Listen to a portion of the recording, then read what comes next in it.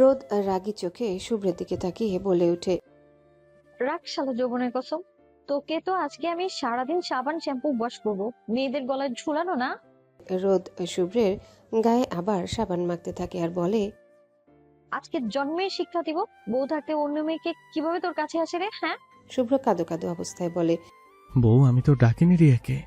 রোদ শুভ্রের মাথার চুল চেপে ধরে বলে, রিয়া কি? হ্যাঁ, ওই মেয়েকে এখন থেকে চাচি আম্মা বলে রাখবি, নইলে তোকে খুন করবো আমি। হ্যাঁ হ্যাঁ, বউ, রিয়া এখন থেকে আমার চাচি আম্মা। শুধু রিয়া না, দুনিয়ার সব মেয়ে আমার চাচি, সাথে তুমিও আমার চাচি। রোদ দাঁত কটমট করে তাকায় শুভ্রের দিকে। শুভ্র তোতলিয়ে বলে ওঠে, না না, মানে তুমি চাচি হতে যাবা কেন? তুমি তো আমার বউ, আমার একমাত্র বউ তো তুমিই আমার, তাই না? শুভ্র একটু থেমে আবারও বলে ওঠে, তুমি শুধু আমার বউ না, জান, সোনা, কলিজা, ময়নাটিয়া, ঘুঘু, হাট, কিডনি, লিভার, সবকিছু তুমি আমার। হইছে, এত দরদ এখন দেখাতে হবে না। শুভ্র রোদের দিকে অসহায় দৃষ্টিতে তাকিয়ে বলে ওঠে। এইবারের মতো মাফ করে দেও না খালা আম্মা। রোদ শুভ্রের দিকে তাকাতে শুভ্র চিৎকার দিয়ে বলে ওঠে, না, থুকু থুকু, না মানে এইবারের মতো মাফ করে দেও না বউ, প্লিজ। শুভ্র অলরেডি হাঁচি দেওয়া শুরু হয়ে গেছে। রোদ শুভ্রের দিকে তাকিয়ে বলে ওঠে, আর যদি এরকম করেন তো বাড়ির পেছনে পচা ডোবায় চুবিয়ে খুন করবো একদম। শুভ্র রোদের দিকে অসহায় দৃষ্টিতে তাকিয়ে বলে, জীবনে কোনোদিন নিজের কাছে কোনো মেয়েকে আসতে দেবো না বউ, দিব না। আজকে মাফ করে দাও প্লিজ বউ।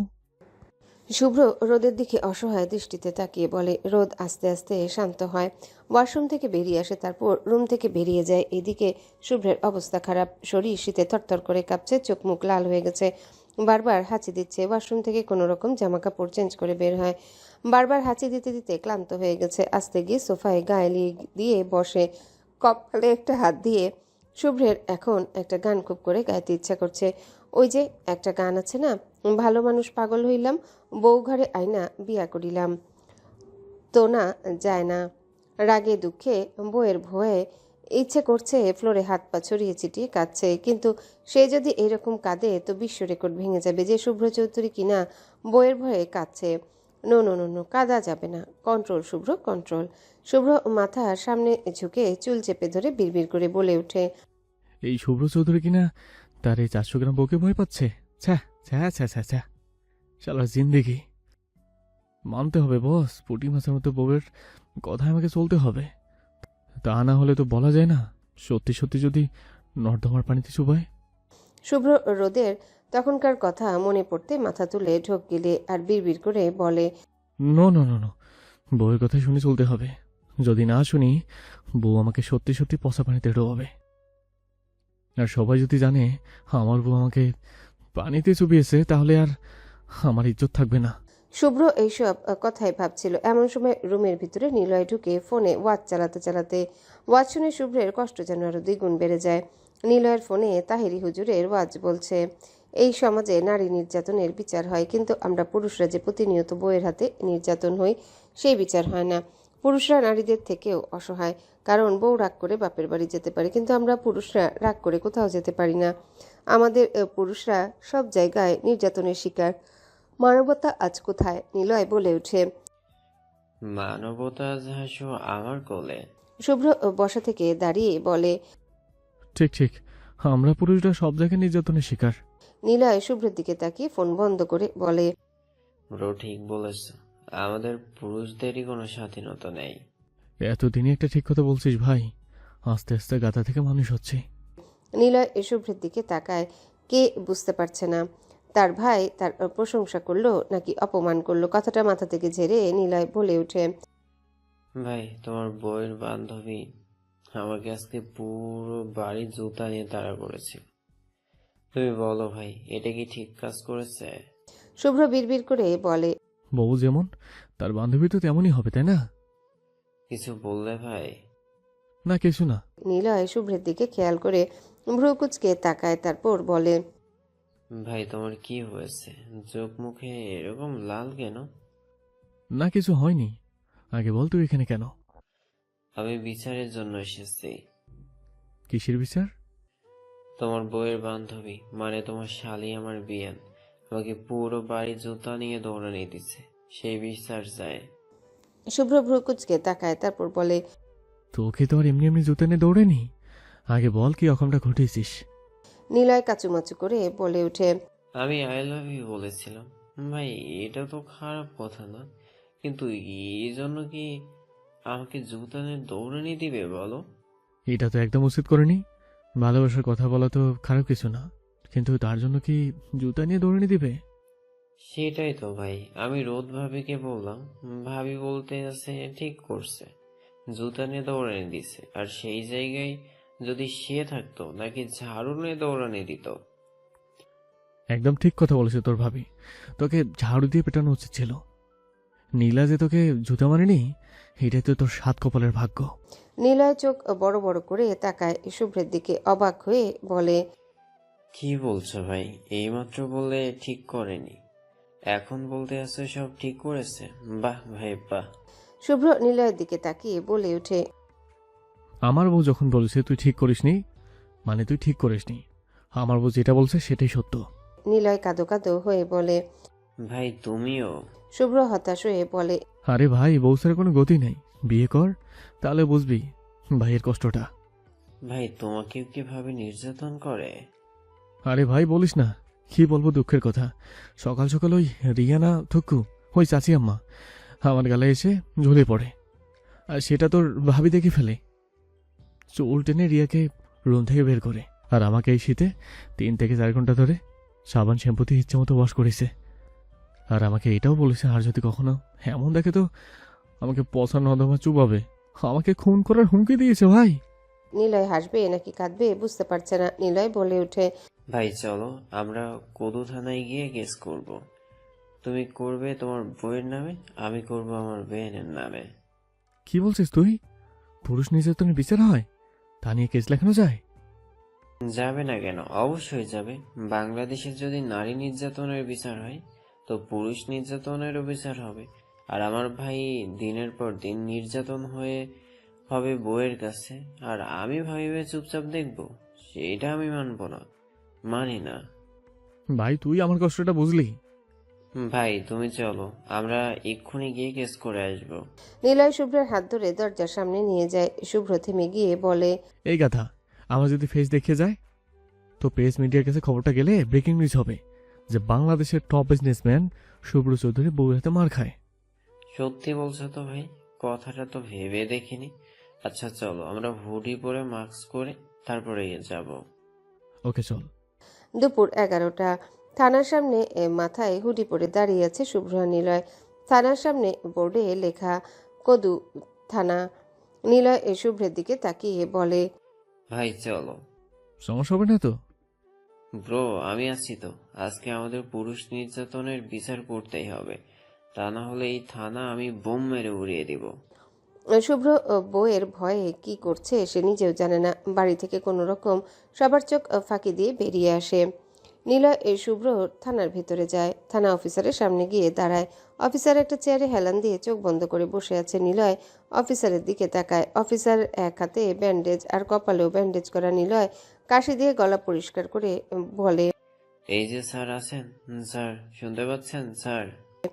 অফিসারের কোনো সারা শব্দ নেই। শুভ্র জোরে টেবিলে থাপ্পড় মারে। অফিসার লাফ দিয়ে ঘুম থেকে উঠে বলে, কে কে কে? সামনে তাকিয়ে দুইজন লোককে দেখে স্বাভাবিক হয়ে বলে ওঠে। কি হয়েছে? কি চাই?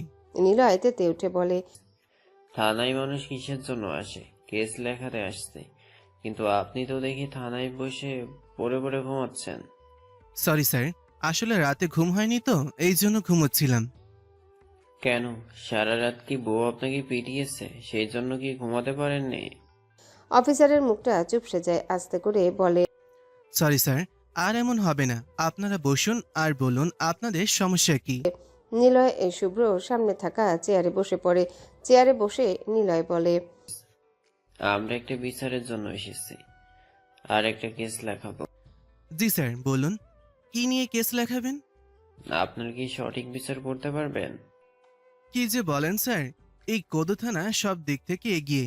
আপনি বলুন কাকে ধরতে হবে, কাকে মারতে হবে। শুভ্র অফিসারের কথা শুনে নড়ে চড়ে বসে। নিলয় শুভ্রের দিকে তাকায়, তারপর বলে। ভাই বলো। শুভ্র গলা কাকারি দিয়ে বলে ওঠে। আসলে স্যার আমি পুরুষ নির্যাতনের শিকার, আর আমার বউ আমাকে মেরে ফেলার হুমকি দিয়েছে। আমি আমার বউয়ের নামে কেস করতে চাই, আর সঠিক বিচার চাই এটার। তার মধ্যে নিলয় বলে ওঠে। আমার বেন মানে আমার বড় ভাইয়ের শালে, তাকে আমি ভালোবাসি। আমি তাকে আই লাভ ইউ বলেছিলাম, কিন্তু সে আমাকে যুক্তানে দৌড়ানি দিছে। আর এর আগেও আমাকে অনেক মেরেছে। আমিও আমার বেআইনের নামে একটা কেস করতে চাই, নিজের নিরাপত্তার জন্য হলেও। নিলয় একটু থেমে ভাব নিয়ে বলে। সেলিব্রিটি মানুষ বোঝেনি তো, কখন না জানি মেরে ফেলায় আমায়। অফিসার চিৎকার করে বসা থেকে উঠে বলে। না, এই কেস আমি নিতে পারবো না। নিলয় শুভ্র দুইজনের দিকে চাচাই করে একসাথে বলে ওঠে। কেন? ভাই, বইয়ের নামে কেস আমি লিখতে পারবো না, মাফ করুন। এই আপনি এইমাত্র তো বললেন সঠিক বিচার করবে, আপনাদের থানায় সব দিক দিয়ে এগিয়ে, তাহলে এটা কেন পারবেন না? ভাই, কেস করার জন্য আর মানুষ পেলেন না, বইয়ের নামে কেস করতে হবে। নিলয় রাগী চোখে তাকিয়ে বলে ওঠে। আপনি যদি কেস না লিখেন তো আমরা আপনার নামে কেস লিখব। অফিসার কাঁদো কাঁদো হয়ে বলে। তাই করুন, আমার নামে কেস লিখুন। আপনাকে কেস লিখতেই হবে, আমার ন্যায় বিচার চাই। আগে আপনারা আমার সাথে ন্যায় বিচার করেন। মানে আপনার সাথে কি ন্যায় করব?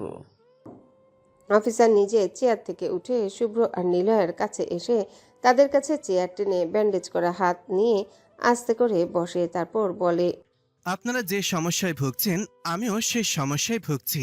নিলয় শুভ্রর নিজের মুখের দিকে চাচাই করে, তারপর নিলয় বলে। আপনি আবার কি সমস্যায় ভুগছেন?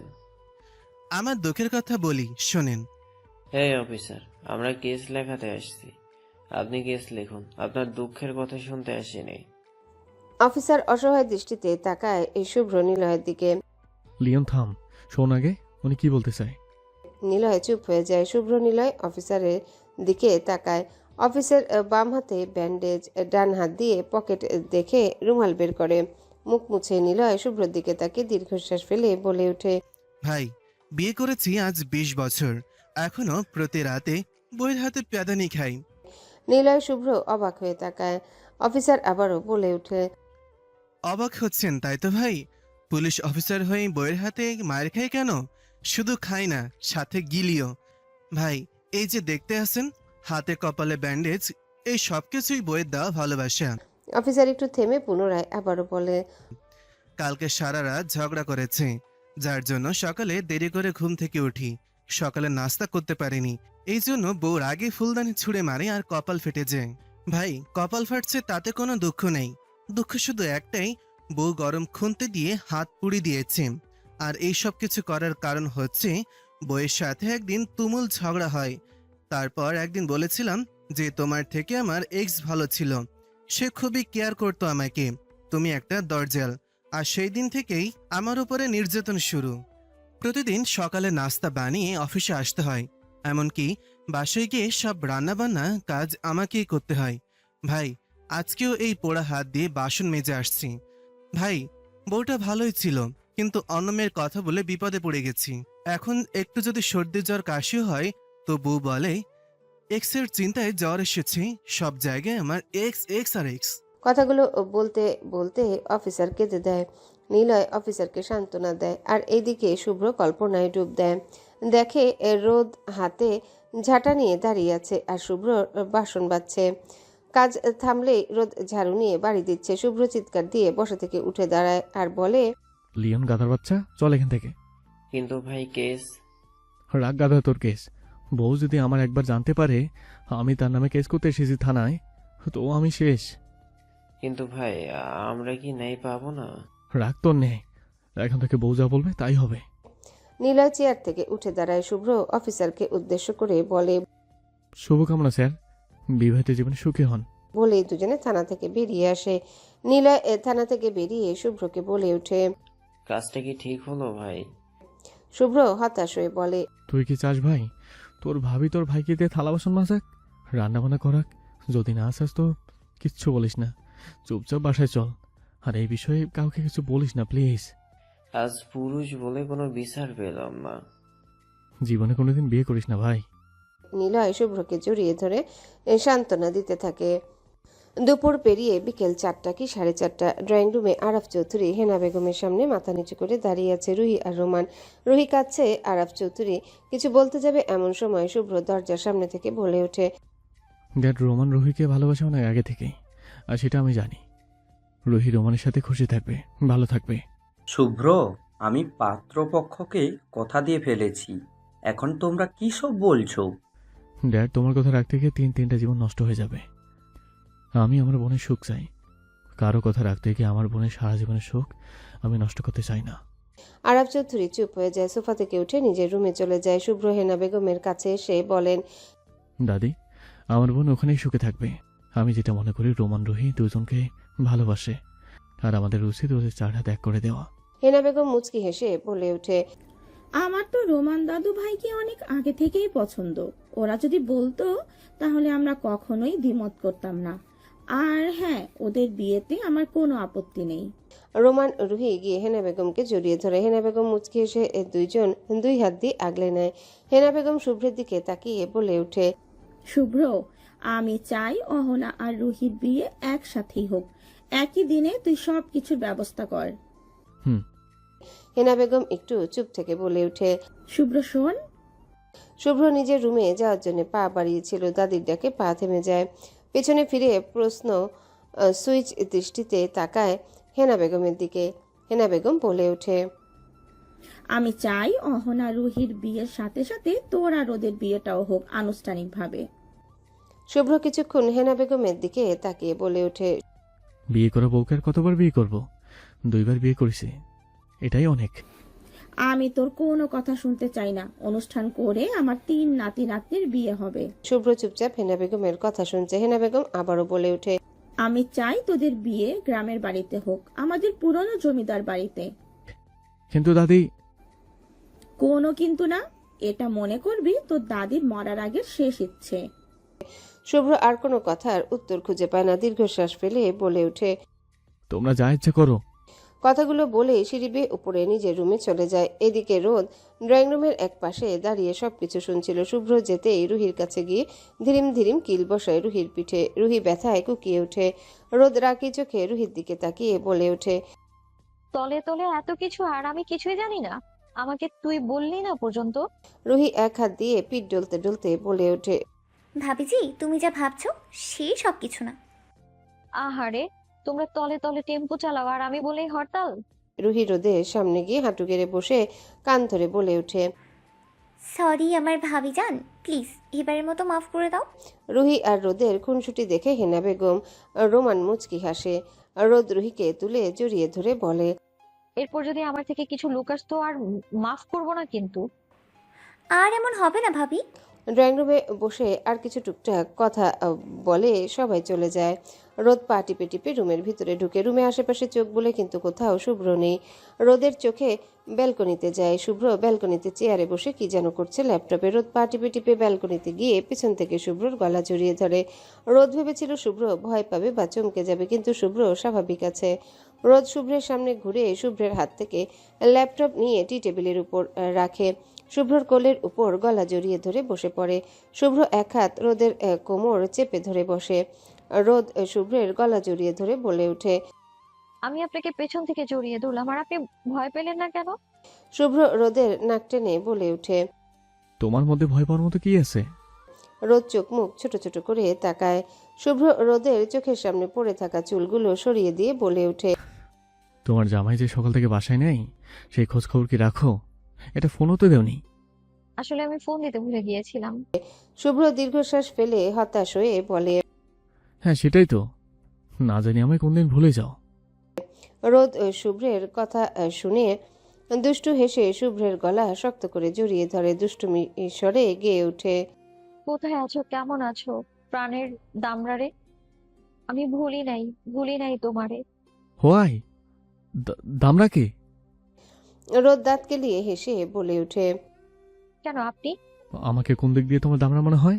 সব দিক দিয়ে মনে হয়। শুভ্র চোখ গরম করে রোদের দিকে তাকায়। রোদ হাসি হাসি মুখ করে বলে, ওয়েট, আপনি কি কোনোভাবে নিজেকে দামড়ি বলতে চাচ্ছেন? 400 গ্রামের বাচ্চা তোকে আমি? রোদকে আর পায়কে শুভ্রের কোল থেকে উঠে দেয় বহুদৌড়, কিন্তু শেষ রক্ষার হয় না। দরজার কাছে পৌঁছানোর আগেই শুভ্র গিয়ে কোমর জড়িয়ে ধরে উপরে তুলে ফেলে। রোদ চেঁচিয়ে বলে ওঠে, এই এই, কি করছেন আপনি? পড়ে যাবো তো। 400 গ্রামের বাচ্চা, আজকে তো তোকে আমি একটা আছাড় দিব। এ না প্লিজ, সামনে আমার বিয়ে, এখন যদি আচার খেয়ে কোমর ভেঙে দেন তাহলে তো আমি আর আমার বিয়েতে নাচতেই পারবো না। শুভ্র রোদের কথা শুনে নিজের সামনে দাঁড় করিয়ে বলে, আসছে এইটুকু 400 গ্রাম মেয়ে শুভ্র চৌধুরীকে বিয়ে করতে। এদের বয়স কত? রোদ মুখ ভাঙিয়ে বলে ওঠে, আরে আসছে কুদ্দুস মিয়া, আমার বয়স জানতে কত শখ, আবার বলে আমি নাকি 400 গ্রাম। হোয়াট ইজ দিস কুদ্দুস মিয়া? এই কুদ্দুস মিয়া কে? আপনি ছাড়া আর কে? বেশি বার পেয়েছিস না? তোর মতো 400 গ্রাম পুঁটি মাছকে আমি বিয়ে করব না। রোদ রাগী চোখে শুভ্রের দিকে তাকিয়ে বলে ওঠে, আহারে আসছে আমাকে বিয়ে করবে না, 400 গ্রাম বলে বলে বিয়ে মানি না বলে বলে 2বার বিয়ে 3বার বাসর করে ফেলছেন, এখন আসছে বিয়ে করবে না। করবো না এই পুঁটি মাছকে বিয়ে। ধরতে গেলে সেন্সলেস হয়ে যায়। সেই কটকটি সালে বিয়ে করেছি, এতদিনে ক্রিকেট টিম থাকার কথা, কিন্তু কিন্তু বউকে ধরতে গেলে সেন্সলেস হয়ে যায়। স্যার, বালের কপাল। রোদ রাগী চোখে তাকিয়ে আছে শুভ্রের দিকে। শুভ্র রোদকে ব্যঙ্গ করে বলে, আমাকে বিয়ে করতে হলে হারবালকে তারপর বিয়ে করতে আসিস, পুঁটি মাছ। আপনার মতো হাতিকে আমার মতো পুঁটি মাছ কেমনে সামলাবো বলেন? আপনি একটা কাজ করেন, হাতির মতো শরীর কমিয়ে পুঁটি মাছের মতো হন, তাহলেই তো সমস্যার সমাধান। এই তুই কাকে হাতে বলছিস? রোদ ডোন্ট কেয়ার ভাব নিয়ে বলে, এখানে কি আপনি ছাড়া অন্য কেউ আছে যে আমি তাকে বলবো হাতি? অবশ্যই আপনাকে বলছি। রোদ আবারও বলে ওঠে, আপনি শুধু হাতি না, জলহস্তি, কুমির, ভালুক, মহিষ, গরু, ছাগল সবকিছু। দাঁড়া, তোকে আমি। শুভ্র রোদকে ধরতে যাবে, কিন্তু রোদ ফুরুত করে দৌড়ে রুম থেকে বেরিয়ে যায়। এইবার আর শুভ্র রোদকে ধরতে পারে না। রোদ হাসতে হাসতে রুম থেকে দৌড়ে বেরিয়ে হেনা বেগমের রুমে চলে যায়, আর শুভ্র হতাশ হয়ে সোফার উপর ঠাস করে বসে পড়ে। নীলা কিছুক্ষণ আগে চৌধুরী বাড়িতে এসেছে। যখন থেকে আসছে নীলয় নীলাকে যতবার দেখছে আর গান গাইছে গলা ছেড়ে। সখী গো, তুমি আমার মনটা বুঝলা না। নীলা একরকম বিরক্ত হয়ে হেনা বেগমের রুমে চলে আসে। হেনা বেগমের কাছে এসেই শুনতে পায় আজকে ঘটে যাওয়া ঘটনা। তিনজনার একসাথে বিয়ের কথা শুনে খুশি হলেও রুহির উপর রাগ হচ্ছে। তলে তলে এত কিছু হচ্ছে আর তারা টেরও পেল না। হেনা বেগম আর নীলার কথার মধ্যে রোদ রুমে আসে। হেনা বেগম নীলা রোদ মিলে অনেকক্ষণ গল্প করে, আর হেনা বেগম এটাও জানান যে আজকে রাতের মধ্যে সবকিছুর সিদ্ধান্ত নিয়ে 2 দিনের মধ্যে বিয়ের কেনাকাটা করে গ্রামের জন্য রওনা দিবেন তারা সবাই। অহনা বিয়ে ঢাকাতে হওয়ার কথা ছিল, কিন্তু এখন যখন তিনজনের বিয়ে একসাথে হচ্ছে তো অহনা শ্বশুরবাড়ির লোকও গ্রামে যাবে। সবার বিয়ের আয়োজন গ্রামেই হবে। বিয়ে হয়ে গেলে অহনাকে নিয়ে গ্রামে একদিন থেকে শ্বশুরবাড়িতে নিয়ে আসবে। আর বিয়ে শেষ হলে কয়েকদিন তারা সবাই গ্রামে থাকে, আবার ঢাকাতে চলে। হেনা বেগম এই সিদ্ধান্ত নিয়েছে, শেষ বয়সে তার নাতি নাতনির সুখটা আসে দেখে যেতে চায়। এদিকে অয়ন রেডি হয়ে বাহিরের উদ্দেশ্যে বের হচ্ছিল, নিজের রুম পেরিয়ে করিডোর দিয়ে। এমন সময় হাত টেনে দেয়ালের পিছনে আড়ালে নিয়ে যায়। অয়ন সামনে তাকাতে জুইকে দেখে কপাল কুঁচকে তাকায়, বিরক্ত হয়ে বলে ওঠে, এই মেয়ে, সমস্যা কি তোমার? হ্যাঁ, জুই অয়নকে দেয়ালের সাথে চেপে ধরে বলে, অনেক সমস্যা মেরে যান। অয়ন নিজেকে ছাড়াতে ছাড়াতে বলে, অসভ্য মেয়ে, ছাড়ো আমাকে। এইরকম ব্যাঙের মতো ঝুলে আছো কেন? ছাড়ো বলছি। এভাবে তো ছাড়ছি না জান, আগে বলো বিয়ে করবে কবে? অয়ন পড়েছে মহাবিপদে। এই মেয়ে যখন ইচ্ছে এসে গলায় ঝুলে পড়ছে, কানের কাছে এসে ভালোবাসি ভালোবাসি করছে। না পারছে সহ্য করতে, না পারছে কিছু বলতে, কিছু বললেও কাজ হচ্ছে না। পরে ঠিকই অয়নের কাছে ছুটে আসছে। অয়ন বিরক্ত হয়ে বলে, এই মেয়ে, তুমি আমাকে ছাড়বে নাকি বাড়ির সবাইকে ডেকে এনে বলবো তুমি কি সব অসভ্যতা করতে আছো? জুই ডোন্ট কেয়ার ভাব নিয়ে বলে, সমস্যা নেই, ডাকুন আপনি। তাহলে আমারই ভালো, বাড়ির সবাই মিলে আমাদের বিয়েটা করিয়ে দেবে। অহনা, পরদ, রুহি এদের সাথে বিয়েটা হলে মন্দ হবে না। প্লিজ গোমরামুখ ভাইয়া, ডাকুন সবাইকে। অয়ন ভ্রু কুচকে তাকায় জুয়ের দিকে, তারপর বলে, রোদের বিয়ে মানে? জুই হেসে বিকালের ঘটে যাওয়া সব ঘটনা বলে। অয়ন প্রতি উত্তরে কিছুই বলে না। অয়নকে কথা বলতে না দেখে জুই বলে ওঠে, চলুন না প্লিজ, আমরা আপদের সাথে বিয়েটা করে ফেলি। অয়ন এখন জুয়ের হাত থেকে কিভাবে বাঁচবে সেই চিন্তাই করছে। মাথায় একটা বুদ্ধি আসতেই আচমকা বলে ওঠে। আরে শুভ্র ভাই, তুই এখানে? জুই সাথে সাথে অয়নকে ছেড়ে পিছনে ফিরে তাকায়, কিন্তু কই কোথাও শুভ্র নেই। সামনে ফিরে তাকাতেই দেখে অয়ন নেই। অয়ন এদিকে দৌড়ে গিয়ে নিজের রুমের দরজা লাগায়। জুই অয়নের পিছু পিছু দৌড়ে যায়। দরজার সামনে গিয়ে দরজা ধাক্কা দিতে দিতে বলে। এত বড় ধোকা দিলেন, দরজা খুলুন বলছি। অয়ন রুমের ভেতর থেকে বলে ওঠে। পাজি মেয়ে, যাও এখান থেকে, নইলে ঠ্যাং ভেঙে দিব। ওকে, আমিও দেখব কে কার ঠ্যাং ভাঙে, সুযোগ আমারও আসবে। কথাগুলো বলে জুই চলে যায়। আর অয়ন ভাবছে যতটা সম্ভব ওই মেয়ের থেকে দূরে থাকতে হবে। আজকে তো আর তার বাহিরে যাওয়া হলো না। কথাগুলো ভেবে দীর্ঘশ্বাস ফেলে। সন্ধ্যা ঘনিয়ে আসছে, চারিদিকে অন্ধকার হয়ে আসছে। হাসি বেগম রিয়া দরজা বন্ধ করে রুমে বসে আলোচনা করছে। রিয়া আজকে সকালে ঘটে যাওয়া ঘটনার কথা হাসি বেগমকে বলছে, কিন্তু হাসি বেগমের প্রথমে বিশ্বাস হয়নি। কিন্তু রিয়ার গালে থাপ্পড়ের দাগ দেখে না চাইতেও বিশ্বাস করতে হয়। সে এটা ভেবে পাচ্ছে না রোদের মতো ভীতু একটা মেয়ে কি করে রিয়ার গায়ে হাত তুলে। রিয়া এখনো কাঁদছে। কাঁদতে কাঁদতে বলে। আমি কিছু জানি না খালামণি, আমার যে করে হোক শুভ্রকে আমার চাই। এ বিয়ে কোনোভাবেই হতে দেব না। আমার যেটা মনে হয় শুভ্র বেঁচে থাকতে কোনোদিনই তোকে মানবে না। রিয়া চোখের পানি মুছে বসা থেকে উঠে দাঁড়ায়, তারপর বলে। শুভ্র যদি আমার না হয় তো রোদেরও হবে না। রোদকে কখনো আমি সুখী হতে দেব না। ওদের সুখের সংসারে আমি আগুন জ্বালিয়ে ছাড়কার করে দেব। হাসি বেগম রিয়ার কাছে এসে রিয়ার কাঁধে হাত রেখে বলে ওঠে। শুভ্র নামক কাঁটা অনেক আগেই শেষ করতে চেয়েছিলাম, কিন্তু তোর জন্যই পারিনি। চেয়েছিলাম শুভ্রকে রোদের থেকে আলাদা করতে, কিন্তু রোদ শুভ্রকে আলাদা করা সম্ভব বলে মনে হচ্ছে না। তাই আমাদের সবার আগে শুভ্রকে পথ থেকে সরাতে হবে। আমি রোদকে মারতে চাই খালামণি। রোদ আমার শুভ্রকে কেড়ে নিয়েছে। আমি শেষ করে দেব রোদকে, নিজে হাতে খুন করব। হাসি বেগম রিয়াকে শান্ত করে বলে। রোদের কিছু করা যাবে না এখন। আমাদের ছোট একটা ভুল সব কিছু শেষ করে দিতে পারে। যা কিছু করতে হবে ভেবে চিনতে। আমি তোমার সব সুখ কেড়ে নিব রোদ। তোমার জীবন আমি নরক বানিয়ে দেব। তোমার জীবনে দুঃখ ছাড়া আর কিচ্ছু থাকবে না। 2 দিন পর বিয়ের শপিং শেষ করে সবাই গ্রামের উদ্দেশ্যে রেডি হচ্ছে। বাড়ির সবাই খুশি, একসাথে 3টে বিয়ে খুশিতে হবেই। রোদ, রুহি, নীলা, জুই সেম ড্রেস পরে রেডি হয়েছে। এইদিকে শুভ্র, রোমান, নিলয়, অয়ন সবাই রেডি হয়ে দাঁড়িয়ে আছে বাড়ির বাইরে গেটের সামনে। শুভ্রর চোখে মুখে গম্ভীরতার ছাপ, একপাশে দাঁড়িয়ে ফোন ঘাঁটছে। এমন সময় রিয়া এসে শুভ্রের একরকম গা ঘেঁষে দাঁড়ায়। শুভ্র কপাল কুচকে সামনে তাকাতেই দেখে রিয়া 32 পাটি দাঁত বের করে হাসছে। শুভ্র নাক মুখ কুচকে ফেলে। এমন সময় চোখ যায় সামনে। রোদ তাদের দিকে হেঁটে আসছে আর শুভ্রের দিকে কেমন যেন রাগি রাগি চোখে তাকাচ্ছে। শুভ্র তাড়াতাড়ি রিয়াকে সামনে থেকে সরিয়ে রোদের দিকে এগিয়ে যায়। বাড়ির বড়রা অনেক আগেই চলে গিয়েছে। এখন শুধু শুভ্র, রোদ, রোমান, রুহি, নিলয়, নীলা, অয়ন, জুই, সাথে রিয়া, যারা আর যারার ভাই রাশেদ, যে একদিন আগেই বাংলাদেশে এসেছে। অহনা, টিনা, নীরার হাজবেন্ড কিছুক্ষণ আগে একটা গাড়িতে চলে গেছে। এখন শুধু এরা বাকি আছে। একে একে সবাই গাড়িতে উঠে বসে। প্রায় 3 থেকে 4 ঘন্টা জার্নির পর গাড়ি এসে থামে পুরনো জমিদার বাড়ির সামনে। একে একে সবাই গাড়ি থেকে নেমে আসে। রাত প্রায় 9টা কি 9:30 বাজে। সবাই একসাথে মিলে আড্ডা দিচ্ছিল। শুভ্র একটা কাজে বাহিরে গিয়েছিল, এইমাত্র আসছে। রুমের ভিতরে বসে সবাই হাসি ঠাট্টা করছে। শুভ্রর দরজার সামনে এসে রোদকে ডেকে ওঠে। সবাই কথা থামিয়ে সামনে তাকায়। রোদ বসা থেকে উঠতে যাবে, এমন সময় নীলা রোদের হাত ধরে টেনে ধরে বলে ওঠে। কোথায় যাচ্ছিস? এখানে বসে থাক। রোদ উঠতে গিয়ে বসে থাকে চুপ করে। শুভ্র কপাল কুঁচকে রোদের দিকে তাকিয়ে বলে। কি হলো, শুনতে পাস না?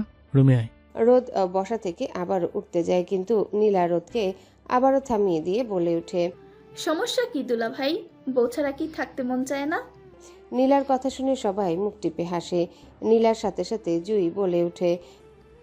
দুলা ভাই, যতদিন না বিয়ে হচ্ছে আপনার বউটা আপনি পাবেন না।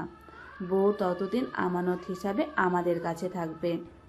শুভ্র রুমের ভিতরে ঢুকতে ঢুকতে বলে ওঠে। নীলা শুভ্রের কথা শুনে বলে ওঠে। একদম না, বউ আপনি পাবেন না।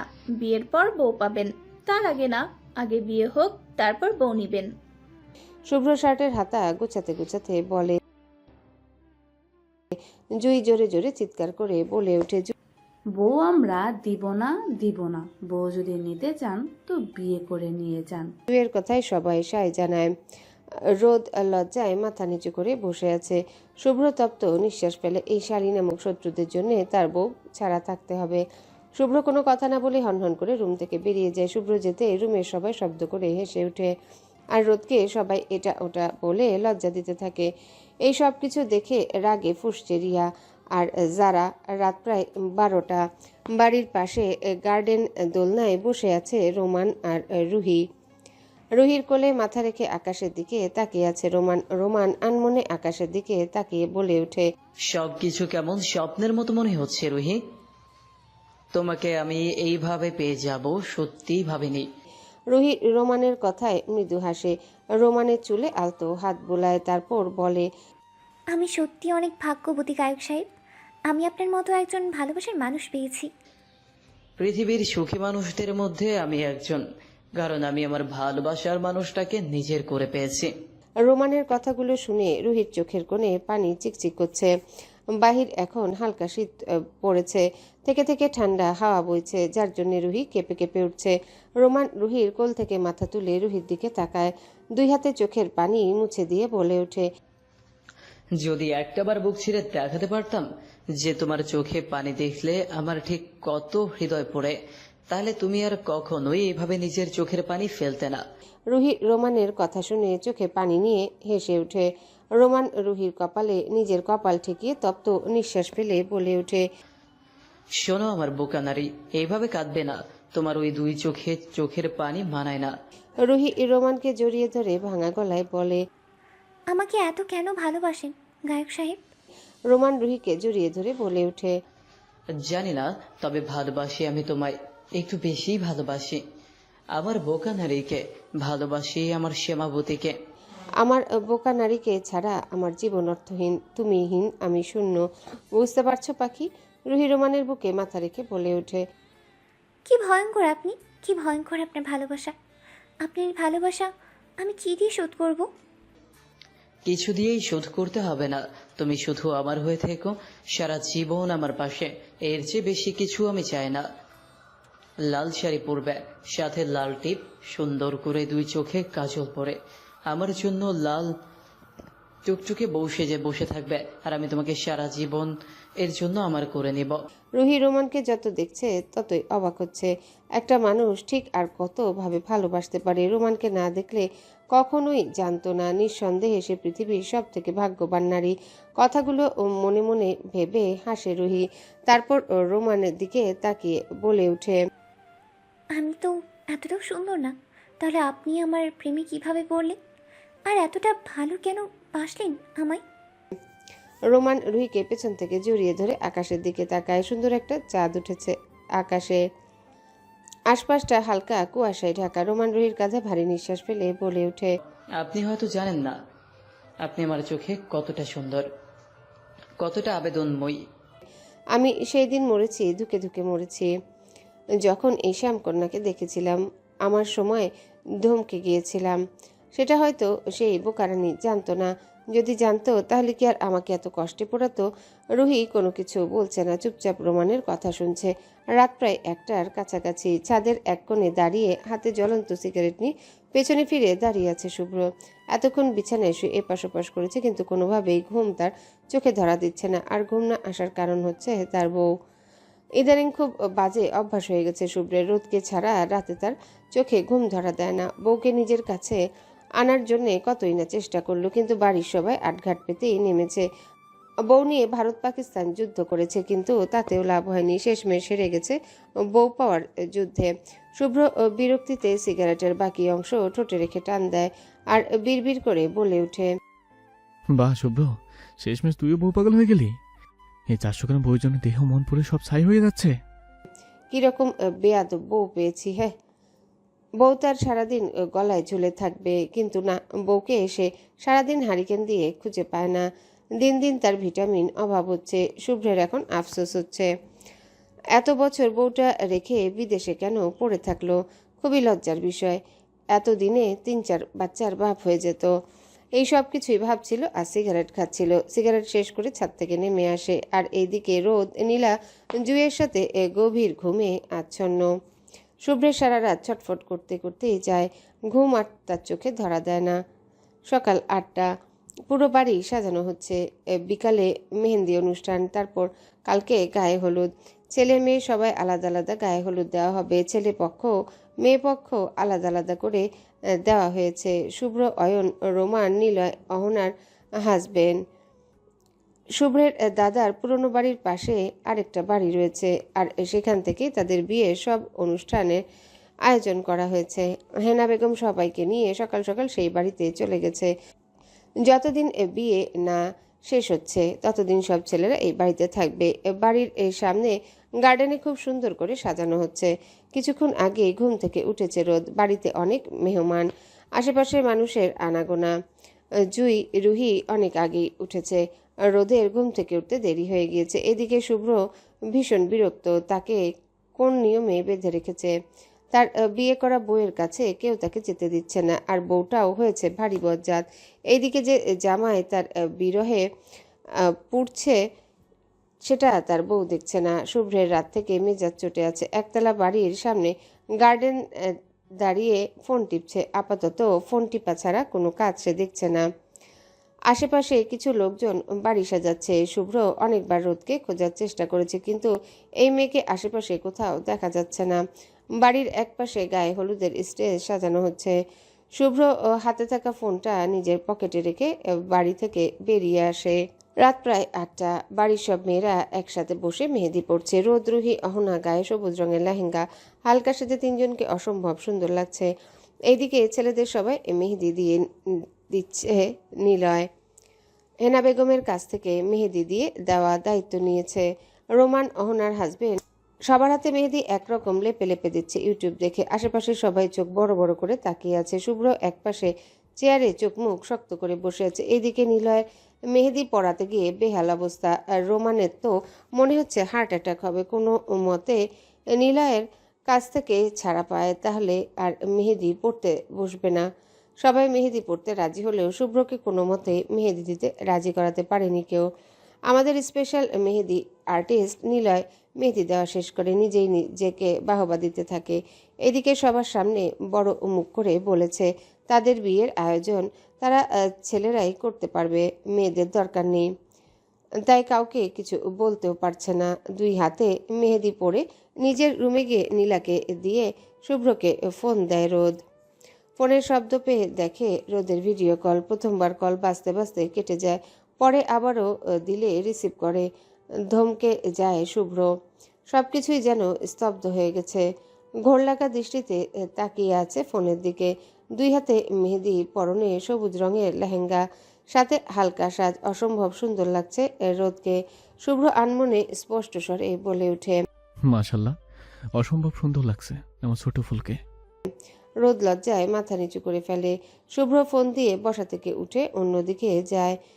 শুভ্র ফোনের দিকে তাকিয়ে নেশালো কণ্ঠে বলে ওঠে, আপনার অভাবে একজনের হৃদয় পুরে সারকার হয়ে যাচ্ছে ম্যাডাম। আপনি কি সেই খবর রাখছেন? রোদ লজ্জায় আড়ষ্ট হয়, নতস্বরে বলে, প্লিজ চুপ করুন। শুভ্র রোদের লজ্জা মাখা মুখের দিকে তাকিয়ে ঠোঁট কামড়ে হাসে। তারপর বলে, ম্যাডাম আমাকে যে দূর থেকে পড়াচ্ছেন এটা কিন্তু ঠিক না ম্যাডাম। আমি যদি একবার আপনাকে হাতে নাগালে পাই তো আমি আপনাকে ছাড়ছি না ম্যাডাম। রোদ আর কোনো কিছুই বলতে পারে না। লজ্জায় কান দিয়ে গরম ধোয়া বের হচ্ছে। শুভ্রের ফোন কেটে জোরে জোরে শ্বাস ফেলে আর বিড়বিড় করে বলে, দিন দিন ভারী অসভ্য হয়ে যাচ্ছেন আপনি। এদিকে রুহি 2 হাতে মেহেদি দিয়ে বাড়ির পেছনে দাঁড়িয়ে আছে। রোমান এসে রুহির কাছে দাঁড়ায়। রোমান রুহির দিকে কেমন করে যেন তাকিয়ে আছে। রোমান এমন ঘোর লাগা দৃষ্টিতে রুহি মাথা নিচু করে ফেলে। রোমান রুহির দিকে এগিয়ে 2 হাতে মেহেদি দেওয়া হাতগুলো খুব ভালোভাবে পর্যবেক্ষণ করে। হাতে সুন্দর করে রোমানের নামে মেহেদি পড়েছে রুহি। রোমান রুহির হাতের দিকে তাকিয়ে আছে। রুহি তখন রোমানকে উদ্দেশ্য করে বলে ওঠে, আপনার নামে মেহেদি পড়েছি গায়ক সাহেব। এখন শুধু লাল শাড়ি পরে বউ সাজা বাকি। রোমান রুহিকে যত দেখছে ততই ক্ষণে ক্ষণে প্রেমে পড়ছে। রোমান রুহির দিকে তাকিয়ে বলে ওঠে, শোনো মেয়ে, এতটা পাগল করো না আমায়। তোমার এই শ্যাম বর্ণ রূপ আমায় পাগল করে দিচ্ছে। এই রূপে আমার মরণ নিশ্চিত।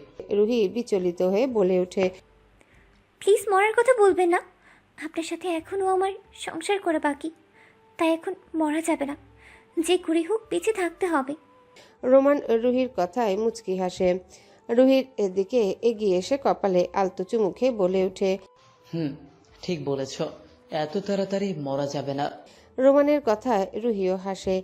রাত 12টা, গায়ে হলুদের অনুষ্ঠান কিছুক্ষণ আগে শেষ হয়েছে। কালকে বিয়ে বাড়ি। রোদ নিজের রুমে এসে ফ্রেশ হয়ে শুয়ে পড়ে। কালকে তাড়াতাড়ি ঘুম থেকে উঠতে হবে। এদিকে রুহি নিজের রুমে এসে ফ্রেশ হয়ে মিররের আয়নায় নিজের চুল ঠিক করে। এক নজর ঘড়ির দিকে তাকায়, তারপর বেডসাইড টেবিল থেকে ফোন নিয়ে রুম থেকে ধীর পায়ে বেরিয়ে যায়। বাড়ির পিছনের দরজা দিয়ে বের হয়। চারিদিকে চাঁদের আলোয় সবটা পরিষ্কার দেখা যাচ্ছে, যার জন্য রুহি ফোনের লাইট অন না করে ধীর পায়ে সামনের দিকে এগিয়ে যায়। চারিদিকে ঝোপঝাড়, কেমন যেন গা ছমছমে পরিবেশ। রুহি আশেপাশে তাকায়, কোথাও রোমান নেই।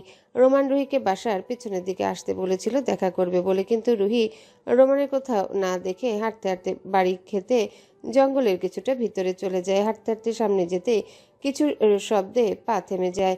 ভয়ে জড়সড় হয়ে এক জায়গায় দাঁড়ায়। রুহির কেন জানি মনে হচ্ছে আশেপাশে কেউ আছে। রুহি একটা গাছের আড়ালে লুকিয়ে পড়ে। তখনই রুহির থেকে কিছুটা সামনে টর্চ লাইটের আবছা আলোয় চেনা পরিচিত একজনের মুখ ভেসে ওঠে। রুহির কপাল কুঁচকে যায়। এত রাতে হাসি বেগম, রিয়া, রাশেদ, সাথে আরো কিছু লোক। এদের এইভাবে দেখে সন্দেহ দানা মনে বাঁধে। তখনই হাসি বেগম রেগে বলে ওঠে, এই শুভ্রকে যে করেই হোক আমাদের রাস্তা থেকে সরাতে হবে। এই শুভ্রের জন্য আমরা রোদের কিছু করতে পারছি না। রিয়া হাসি বেগমের কথায় সম্মতি জানায়। হাসি বেগম আবারও বলে ওঠে, আমি আর ওদের এই সুখ দেখতে পারছি না, আর পারছি না। শুভ্রের মাকে যেভাবে মেরেছিলাম, শুভ্রকেও সেইভাবে মেরে ফেলবো।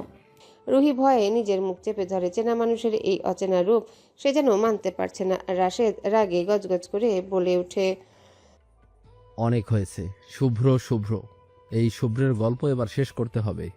রাশেদের কথার মাঝে রিয়া বলে ওঠে, সে আসবে কখন? আমি আর ওয়েট করতে পারছি না।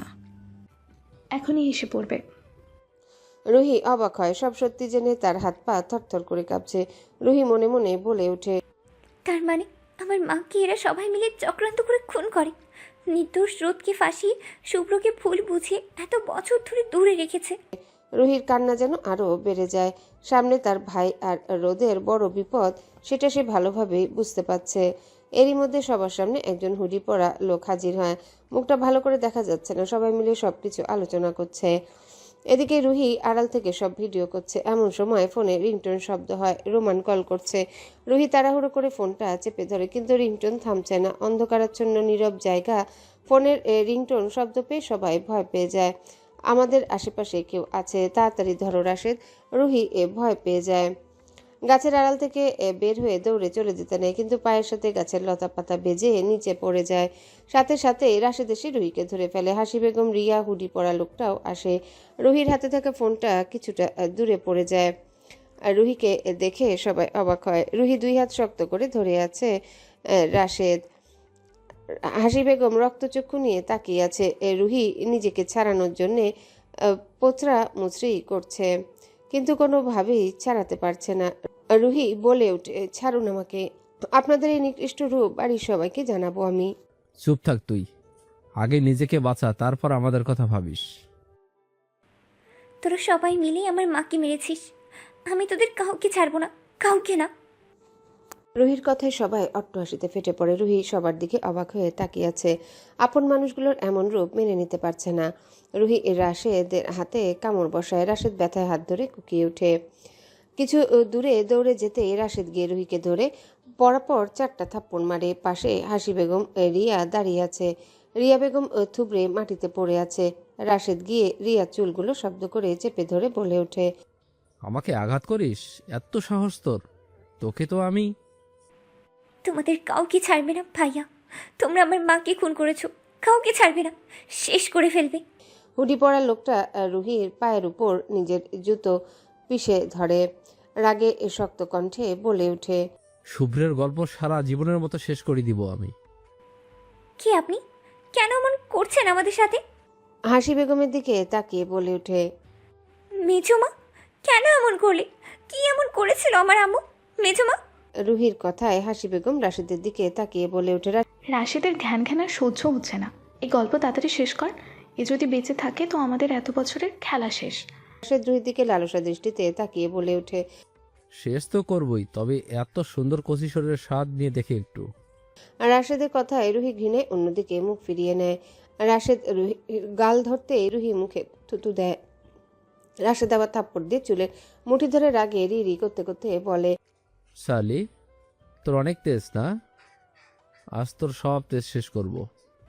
জানোয়ার, একবার যদি আমার ভাই জানতে পারে তো তোরা কেউ বেঁচে থাকবি না। রাশেদের রাগ যেন কয়েক গুণ বেড়ে যায়। হুডি পরা লোকটা রাশেদের দিকে তাকিয়ে বলে ওঠে, এনজয় শুধু তুমি করবে, আমাকে একটু ভাগ দাও। রুহি ভয়ে এবার চিৎকার করে। নিজের সতীত্ব হারাবার ভয়ে ডুকরে কেঁদে ওঠে। রাশেদকে নিজের থেকে ধাক্কা দিয়ে দূরে সরিয়ে উঠে পালাতে যায়। তখনই হুডি পরা লোকটা ধরে ফেলে। রুহি হুডি পরা লোকটাকে ধাক্কা দেয়, কিন্তু রাশেদও এসে রুহিকে ধরে ফেলে। রাশেদ রুহিকে টেনে জঙ্গলের ভেতরের দিকে নিয়ে যাচ্ছে। রুহির হাত বাঁধা, চিৎকার করছে, কিন্তু কেউ এগিয়ে আসছে না। রাশেদ রাগে ফুঁসতে ফুঁসতে বলে, তোর তেজ আমি দেখব শালি। রুহি কাঁদতে কাঁদতে করুণ স্বরে বলে, আমাকে ছেড়ে দিন ভাইয়া, এত বড় পাপ করবেন না। রাশেদ অট্টহাসিতে ফেটে পড়ে। রুহির কান্নার বেগ আরো বাড়ে। রুহি হাত বাঁধা অবস্থায় রাশেদ পায়ের কাছে পড়ে কাঁদতে কাঁদতে বলে, আমাকে মেরে ফেলুন প্লিজ, কিন্তু আমার সতীত্ব নষ্ট করবেন না প্লিজ। রাশেদ রুহি চুল চেপে ধরে বলে ওঠে, আজ তোর কোনো কথায় কাজ হবে না। তুই তোর সতীত্ব হারাবি, জীবনও হারাবি। রুহিকে আবারও টেনে নিয়ে যাচ্ছে মাটি দিয়ে টানতে টানতে।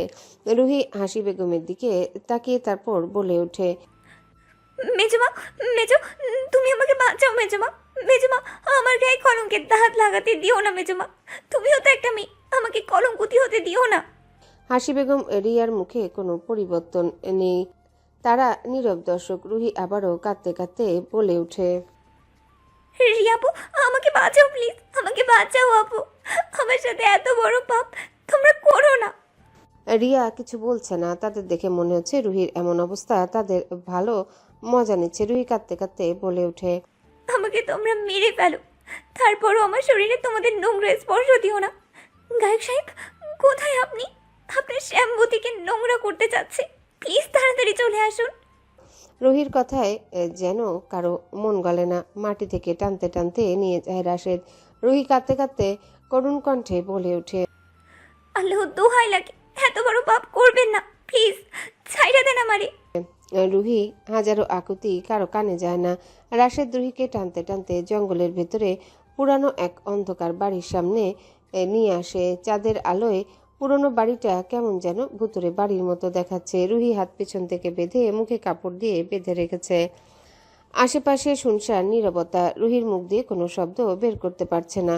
গলাকাটা মুরগির মতো ছটফট করছে। চারিদিকে জঙ্গলে ঘেরা পুরনো এক অন্ধকার বাড়ি। রুহিকে টানতে টানতে বাড়ির ভেতর দিকে নিয়ে যায়। পেছনে সেই হুডি পরা লোকটা আছে। রুহিকে রাশেদ ধরে নিয়ে যায় অন্ধকার সেই বাড়ির ভেতরে। রুহি বারবার নিজেকে ছাড়ানোর চেষ্টা করছে, কিন্তু কোনোভাবে নিজেকে ছাড়াতে পারছে না। অন্ধকার একটা রুমে ভিতরে এনে দরজা বন্ধ করে ফেলে রাশেদ।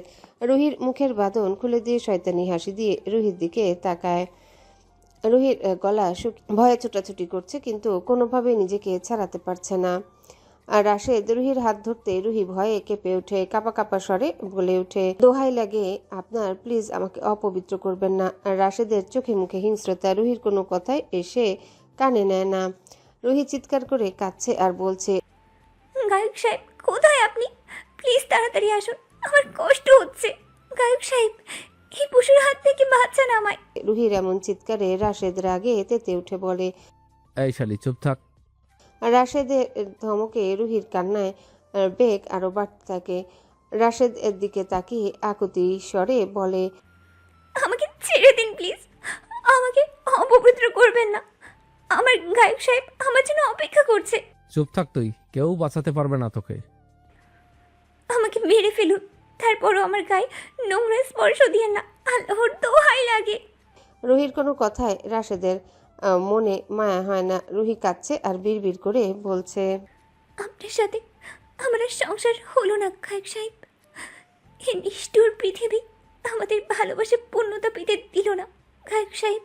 রুহি কাঁধের কাপড় অনেকটা ছিঁড়ে গেছে। রাশেদ রুহিকে ধরতে আসলে রুহি রাশেদের পুরুষ অঙ্গ বরাবর লাথি মারে। রাশেদ গগন ফাটানো চিৎকার দিয়ে বসে পড়ে। রুহি দৌড়ে রুমে দরজা খুলে বেরিয়ে আসে, কিন্তু তখনই হুটি পড়া লোকটা এসে রুহিকে ধরে ফেলে। ধরো শালিরে, পালাতে যেন না পারে। ওরে আজকে আমি শেষ করে ফেলবো। রাশেদ ব্যথায় চিৎকার করে বলে ওঠে। হুটি পড়া লোকটা রুহিকে টানতে টানতে রুমের ভেতর নিয়ে আসে। শেষ আশাটুকু হারিয়ে ফেলে রুহি। নিজেকে ছাড়ানোর চেষ্টা করছে আর বারবার বলছে, আল্লাহ, আল্লাহ গো, বাঁচাও তুমি আমায় এই জানোয়ারের হাত থেকে। আল্লাহ, আল্লাহ বাঁচাও আমায়। রুহির কান্নায় যেন চারিপাশে ঝিম মেরে আছে। ভাই, ভাই কই তুই? ভাই, ভাই আমাকে বাঁচা ভাই, এই পশুগুলোর হাত থেকে বাঁচা আমাকে। রুহিকে রুমের মধ্যে আটকে রেখে বাইরে থেকে দরজা লক করে চলে যায় হুডি পড়া লোকটা। রাশেদ রাগে ক্ষোভে ঝাঁপিয়ে পড়ে রুহির উপর। পুরো রুমে রুহির গলা ফাটা চিৎকার। আল্লাহ, দোহাই লাগে তোমরা আমাকে মেরে ফেলো, তারপরও এত বড় পাপ করিস না। ভাই, ভাই রে, কই তুই? তোর বোনটাকে বাঁচা ভাই। আল্লাহ, ও আল্লাহ, তুমি আমায় মৃত্যু দাও, মৃত্যু দাও মাবুদ। আল্লাহ, আমাকে কলঙ্কের দাগ দিয়ে মৃত্যু দিও না মাবুদ, তুমি আমার মৃত্যু দাও। গায়ক সাহেব, আপনার লাল টুকটুকে বউ সাজা হলো না, আপনার সাথে সংসার হলো না আমার। এই নিষ্ঠুর পৃথিবী আমাদের মিল হতে দিল না। দুপুর 11:30। চৌধুরী বাড়ির সামনে মানুষের ভিড়। বিয়ে বাড়িতে নিস্তব্ধতা। সামনে ভিড়ের মধ্যে থেকে কান্নার শব্দ আসছে। কিছুটা দূরে দেয়ালের সাথে মাথা টেকিয়ে বসে আছে শুভ্র। বাড়ির গেট খুলে সামনের দিকে হাঁটা দেয় রোমান। মাথায় ব্যান্ডেজ, এক হাতে ব্যান্ডেজ করা। তাকে দেখে বোঝা যাচ্ছে গুরুতরভাবে আহত সে। পা টেনে টেনে সামনের দিকে এগিয়ে আসে রোমান। ভিড় ঠেলে ভেতরে ঢুকে সাদা কাপড়ে ঢাকা কারো লাশ। লাশের পাশে হেনা বেগম, আরাফ চৌধুরী জুই বসে কাঁদছে। হেনা বেগম নীলা কাঁধে মাথা রেখে চোখ বন্ধ করে আছে। রোদ কিছুটা দূরে মাটিতে বসে আছে। সবাই কাঁদলেও রোদের চোখের কোণে পানি নেই। চোখ মুখ কেমন শক্ত হয়ে আছে। রোমান সবাই একই জায়গা দেখলেও রুহিকে কোথাও না দেখে আশেপাশে চোখ ভোলায়। রুহির কোথাও না দেখে বিচলিত হয়ে জিজ্ঞাসা করে, আর রুহি কোথায়? রোমানের কথায় কারো ভাবান্তর হয় না। রোমান হেনা বেগমের কাছে গিয়ে বলে, দাদি, আমার রুহি কই? ও দাদি, তোমরা এমন চুপ করে আছো কেন? রুহি কই আমার? হেনা বেগম ডুকরে কেঁদে ওঠে। হেনা বেগমকে কাঁদতে দেখে রোমানের বুক অজানা ভয়ে কেঁপে ওঠে। এক নজর মুখ সাদা কাপড়ে মোড়ানো লাশের দিকে চোখ দেয়। তারপর নিজে নিজে বিড়বিড় করে বলে ওঠে, না না, এটা কখনোই হতে পারে না। হেনা বেগমের কাছ থেকে কোনো উত্তর না পেয়ে রোদের কাছে ছুটে যায়। রোদ একধানে তাকিয়ে আছে সাদা কাপড়ে মোড়ানো লাশের দিকে। রোমান রোদের দুই হাত ধরে অনুরোধের সুরে বলে ওঠে, বোন, তুই আমার বোন, প্লিজ বল না আমার রুহি কোথায়? আমার বুকের ভেতর ভীষণ যন্ত্রণা হচ্ছে বোন, তোরা এমন ভাবে চুপ করে থাকিস না, প্লিজ আমায় বল রুহি কোথায়? রোদ আগের ন্যায় বসে আছে। রোমান রোদের হাত ছেড়ে পা চেপে ধরে ডুকরে কেঁদে ওঠে, আমায় প্লিজ বল রুহি কই, প্লিজ বল, তুই এভাবে চুপ করে থাকিস না। রোদ দ্রুত রোমানের থেকে নিজের পা ছাড়িয়ে এনে কাপা কাপা হাতে আঙ্গুল দিলে সামনে সাদা কাপড়ের মোড়ানো লাশের দিকে দেখায়। রোমান লাশের দিকে চোখ পড়তে ভয়ে কেঁপে ওঠে। দৌড়ে গিয়ে লাশের সামনে দাঁড়ায়। মুখ থেকে কাপড় সরিয়ে চিৎকার করে ওঠে। চেহারার অবস্থা খুবই খারাপ, চেনার মতো কোনো অবস্থায় নেই। পাশ থেকে একজন পুলিশ অফিসার এসে রোমানের সামনে দাঁড়ায়। তারপর বলে ওঠে, আপনাদের বাড়ির পিছনে পুরনো একটা জঙ্গল আছে, পুরনো একটা গাড়ি থেকে মিস রুহির লাশ আমরা শনাক্ত করেছি। পোস্টমর্টম রিপোর্ট অনুযায়ী এটা রুহি ও ওনাকে প্রথমে রেপ করা হয়েছে, তারপর আগুনে পুড়িয়েছে। এই কাজকে বা কারা করেছে তার কোনো প্রমাণ পাইনি, তবে আমরা চেষ্টা করছি সবটা খুব তাড়াতাড়ি খুঁজে বার করতে। পুলিশের কথা শুনে ধপ করে মাটিতে বসে পড়ে রোমান। কালকে রাতে বাড়ির পেছনে রোমান রুহিকে আসতে বলেছিল। রুহি তো বলেছিল সে আসতে পারবে না, তাহলে রুহি এত গভীর জঙ্গলে কি করে গেল? আর কেনই বা গেল? রোমান কাল রাতে একটা জরুরি কাজে বাইরে যায়। রুহির জন্য গিফট অর্ডার করেছিল। এত রাতে পথঘাট চিনে না, তাই রোমানকে যেতে হয়। আর অর্ডার রিসিভ করতে যাওয়ার পথে রুহি হয় একবার কল করেছিল, কিন্তু রুহি ফোন না তোলায় রোমান মনে করেছে রুহি হয়তো ঘুমিয়ে গেছে। রোমান কালকে রাতে গাড়ি অ্যাক্সিডেন্ট করে। কেমর যেন সবকিছু অস্থির লাগছিল তার। সে রকম আঘাত না পেলেও 2-3 দিন বেড রেস্টে থাকতে বলেছিল ডক্টর, কিন্তু কারো কথায় না শুনে হাসপাতাল থেকে বেরিয়ে আসে বাড়ি থেকে। রাত থেকেই কেন জানি মনে হয়েছিল তার রুহি কোনো বিপদে পড়েছে, তাই যতক্ষণ রুহিকে এসে না দেখে তার মন শান্ত হবে না। বর্তমান রোমান শান্ত হয়ে এক ধ্যানে তাকিয়ে আছে রুহির লাশের দিকে। এক হাত সাদা কাপড়ে মোড়ানো লাশের উপর রেখে করুণ কণ্ঠে বলে ওঠে, এটা তো কথা ছিল না বোকা নারী, এইভাবে আমাকে ছেড়ে যাওয়া কথা ছিল না। এমনটা কখনোই হতে পারে না। এইভাবে আমাকে তুই ছেড়ে যেতে পারিস না রুহি। কথাগুলো বলতে বলতে কান্নায় ভেঙে পড়ে রোমান। রোমানের বুক ফাটা কান্নায় চারিপাশের মানুষ ঝিম মেরে আছে। রোমান কাঁদতে কাঁদতে লাশের উপর ধাক্কা দিতে দিতে বলে ওঠে, আমাদের তো সংসার করা বাকি রুহি, তুই এইভাবে আমাকে একা করে চাস না চান। আমার খুব কষ্ট হচ্ছে, আমি মরে যাব। রোমানের কান্নার বেগ আস্তে আস্তে বাড়তে থাকে। এটা হতে পারে না, আমি মানি না। আমার রুহির কিচ্ছু হয়নি। তোমরা দেখো, আমার রুহি এখনই আমার সাথে কথা বলবে। রুহি, এই রুহি, উঠ তাড়াতাড়ি। দেখ সবাই অপেক্ষা করছে আমাদের বিয়ের জন্য। দেখ দেরি হয়ে যাচ্ছে কিন্তু, উঠ না তাড়াতাড়ি। রুহি, এই রুহি। রোমানের এমন কান্নায় আশেপাশে সবার চোখে পানি। রোমান দৌড়ে শুভ্রের কাছে চলে যায়। শুভ্রের বাহু ধরে ঝাঁকিয়ে বলে ওঠে, শুধু দেখ সবাই কেমন করে কাঁদছে। আজকে তো আমার আর রুহির বিয়ে, তাহলে এইভাবে কাঁদছে কেন সবাই? তুই একটু বারণ কর সবাই যেন না কাঁদে। এইভাবে তোদের কাঁদতে দেখলে রুহি কষ্ট পাবে তো। শুভ্র রোমানের কান্না দেখে ডুকরে কেঁদে ওঠে, রোমানকে জড়িয়ে ধরে। রোমান বিরক্ত হয়ে বলে ওঠে, তুই কেন কাঁদছিস? এইভাবে কাঁদিস না। আমি রুহিকে সব সময় হাসি খুশি রাখবো, কখনো কষ্ট দিব না। এইভাবে কাঁদিস না। শুভ্র কাঁদতে কাঁদতে বলে ওঠে, আমাকে মাফ করে দিস ভাই, আমার বোনটার খেয়াল আমি রাখতে পারলাম না।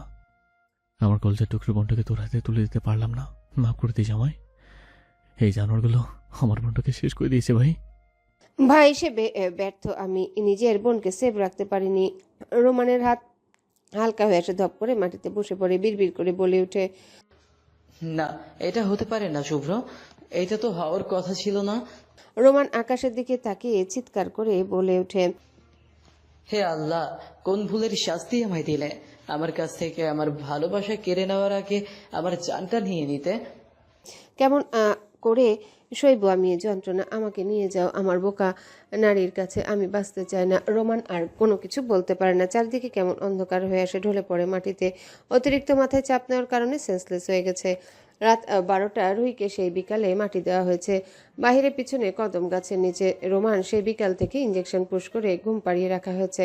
রুহিকে নিয়ে যখন খাটিয়াতে তুলে তখন রোমান অনেকবার বাধা দিয়েছে, তারপর থেকে রোমানকে ঘুম পাড়িয়ে রাখা হয়েছে। জেগে থাকলে রুহি রুহি করছে। ব্যালকনিতে দাঁড়িয়ে আছে শুভ্র। সেখান থেকে বনের কবরটা স্পষ্ট দেখা যাচ্ছে। বাইরে প্রচন্ড বাতাস বইছে, মনে হচ্ছে মুষলধারায় বৃষ্টি শুরু হবে। রোদ ধীর পায়ে হেঁটে শুভ্রের পাশে দাঁড়ায়, আলতো হাত দেয় শুভ্রের কাঁধে। শুভ্র চমকায় না, পেছনে ফিরে রোদকে জড়িয়ে ধরে ডুকরে কেঁদে ওঠে। কাঁদতে কাঁদতে ভাঙা গলায় বলে, ভাই হিসেবে আজ আমি ব্যর্থ রোদ। আমি আমার মায়ের কথা রাখতে পারিনি, না পেরেছি তোমার খেয়াল রাখতে, আর না পারছি বোনের খেয়াল রাখতে। নিজের বোনের লাশ কাঁধে বয়ে নিয়ে এই হাত দিয়ে মাটি দিয়েছি। আমার ছোট ফুলের মতো বোনটাকে অন্ধকার কবরে শুয়ে দিয়ে এসেছি রোদ, এই হাত দিয়ে। রোদ শুভ্রকে শান্ত করতে আবারও জড়িয়ে ধরে। তখনই বাহিরের দিকে নজর যায়। রুহির কবরের পাশে আলো দেখা যাচ্ছে। সাথে সাথে শুভ্রকে বলে ওঠে রোদ, দেখুন তো, রুহির কবরের পাশে কেউ আছে হয়তো। শুভ্র দেখে সাথে সাথে দুইজন রুম থেকে দৌড়ে বেরিয়ে এসেছে। এদিকে বাহিরে বৃষ্টি পড়া শুরু হয়ে গেছে। রোমান রুহির কবরের সামনে দাঁড়িয়ে আছে। রুহির কবরের কাছে বসে বিড়বিড় করে বলে, কি সুন্দর আমায় একা করে শান্তিতে ঘুমিয়ে আছিস। এইভাবে আমায় যন্ত্রণা কেন দিস? এমন করিস না রুহি, প্লিজ আমার কাছে ফিরে আয়।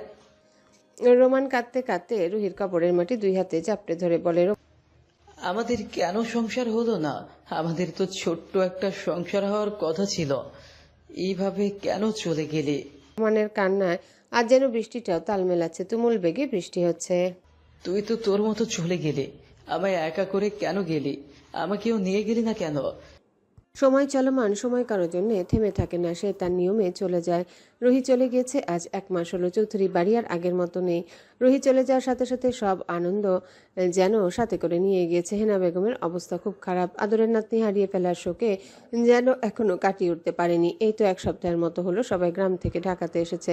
বাড়ির পরিবেশ একেবারে নীরব। বোনকে হারিয়ে শুভ্রের অবস্থা খুব খারাপ। বোনকে হারিয়ে ফেলার শোক যেন এখনো কাটিয়ে উঠতে পারেনি। রোমানের অবস্থা খুব খারাপ।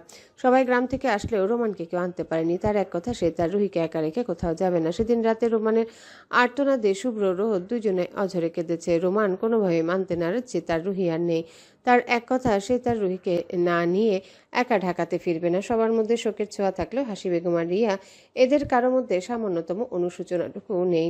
রুহির মারা যাবার পর থেকে রাশেদের কোনো খবর পাওয়া যায়নি। তারপর কিছুদিন পর খবর আসে জরুরি কাজের জন্য নাকি তাকে কাউকে কিছু না বলে বিদেশে যেতে হয়। আসরের নামাজ পড়ে ব্যালকনিতে দাঁড়িয়ে এই সব কিছু ভাবছিল রোদ। জীবন তাকে কষ্ট ছাড়া কিছু দেয়নি। এরকম হাসি খুশি পরিবারে এক নিমিষে বিষাদের ছায়া নেমে এসেছে। নীলার অবস্থা তেমন ভালো না। আগের মতো চৌধুরী বাড়িতে তেমন আসে না। রুহি এরকম হঠাৎ চলে যাওয়া কেউ মানতে পারছে না। শুভ্র সেই সকালে উঠে অফিসে যায় আর রাতে ফিরে। নীলাইটাও কেমন চুপ হয়ে গেছে। এই তো সেদিনের কথা। রোদকে জড়িয়ে ধরে কিরকম বাচ্চাদের মতো কেঁদেছিল। সে কি কান্না! রোদ কি বলে সান্ত্বনা দিবে তার ভাষা তার জানা নেই। হেনা বেগম তো বিছানা থেকে উঠতেই পারছে না। রাত 12টা, চারিদিকে কুয়াশায় ঢাকা। কিছুদিন ধরে এই শীতটা একটু বেশি পড়ছে। অন্ধকার রুমে কিছু মানুষের কথা। হাসি বেগম একজন হুডি পরা লোকের সামনে দাঁড়িয়ে আছে, কিছু একটা বলছে আর আশেপাশে তাকাচ্ছে। এত রাতে এই স্টোর রুমে কেউ আসবে না। তারপর দেয়ালের কান আছে। যদি কেউ তাদের প্ল্যান সম্পর্কে জেনে যায় তো তীরে সে তরি ডুববে। হাসি বেগম কথা শেষ করে দরজার দিকে এগিয়ে আসে। তখনই দরজার সামনে থেকে একটা ছায়া দূরে সরে যায়। হঠাৎ ঘুম ভেঙে যায় শুভ্রের। রুহিকে নিয়ে বাজে স্বপ্ন দেখেছে। বারবার ভাইয়া ভাইয়া বলে ডাকছে আর বলছে, আমাকে বাঁচাও ভাই। শুভ্র রুহির পিছু ছুটছে কিন্তু কোনোভাবেই রুহিকে ধরতে পারছে না। রুহি অন্ধকারের সাথে তলিয়ে যায়। শুভ্রের শরীর থেকে ঘাম ঝরছে। বেডসাইড টেবিল থেকে পানি খেয়ে নিজেকে স্বাভাবিক করে। তখনই খেয়াল করে রোদ পাশে নেই। রোদকে এত রাতে পাশে না দেখতে পেয়ে কপাল কুঁচকে ফেলে শুভ্র। বিছানা থেকে উঠে দাঁড়ায়। রুমে ডিম লাইট জ্বলছে। তখনই চোখ পড়ে ব্যালকনির দিকে। রোদ ব্যালকনি থেকে রুমে ঢুকছে। শুভ্র দাঁড়িয়ে থাকতে দেখে তাড়াতাড়ি রুমের লাইট অন করে। শুভ্রের কাছে এসে দাঁড়ায়। তাড়াহুড়ো করে জিজ্ঞাসা করে, কি হয়েছে আপনার? ঠিক আছেন আপনি? শুভ্র কোনো কিছু না বলে রোদকে আষ্টে পৃষ্ঠে জড়িয়ে ধরে। রোদও শুভ্রকে জড়িয়ে ধরে। রুহি চলে যাওয়ার পর থেকে শুভ্র আগের থেকে চুপচাপ হয়ে গেছে। রোদের সাথেও তেমন কথা বলেনি প্রয়োজন ছাড়া। রোদ বিষয়টা বুঝতে পারে। রোদও শুভ্রকে কিছুদিনের জন্য একা ছেড়ে দিয়েছিল। কিছু সময় যেতে রোদ অনুভব করে তার কাঁধ ভিজে যাচ্ছে। শুভ্র কাঁদছে। রোদ শুভ্রকে ছেড়ে 2 গালে হাত রাখে। শুভ্রের চোখ দিয়ে পানি পড়ছে। রোদ 2 হাতে শুভ্রের চোখের পানি মুছে দিয়ে বিচলিত হয়ে বলে, হ্যালো বন্ধুরা, পরবর্তী পার্ট খুব তাড়াতাড়ি আসবে, তো সবাই অপেক্ষায় থাকো। আর চ্যানেলটি যারা এখনো সাবস্ক্রাইব করোনি তারা পরবর্তী পার্ট দেখার জন্য চ্যানেলটি সাবস্ক্রাইব করে রেখো। ধন্যবাদ সবাইকে, আমাদের সাথেই থেকো।